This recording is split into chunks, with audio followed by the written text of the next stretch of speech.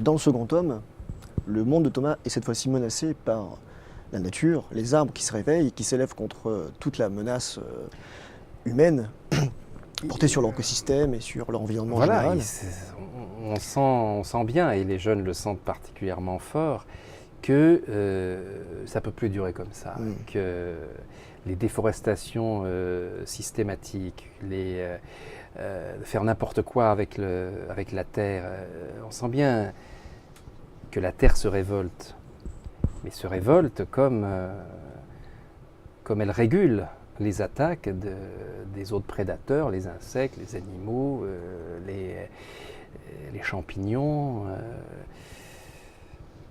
Ce livre est parti de quelque chose qui me hante, qui est l'une des plus grandes énigmes scientifiques aujourd'hui dans le monde de la botanique. C'est qu'on sait depuis une dizaine d'années que les arbres, contrairement à ce qu'on pensait, fabriquent des hormones.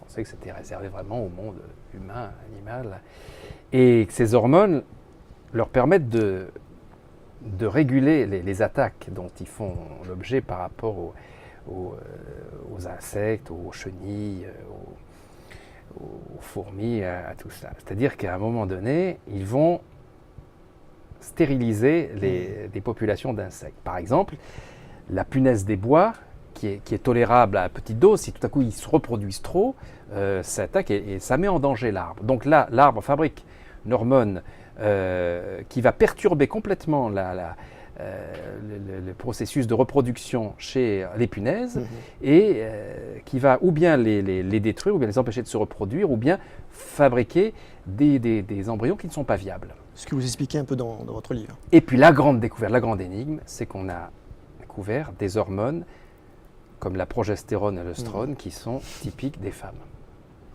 Ça veut dire quoi? Alors quand vous demandez ça à un grand botaniste comme Jean-Marie Pell, il dit mais on n'en sait rien. Alors on s'est dit, c'est peut-être... des gens ont dit, oh bon, c'est une erreur.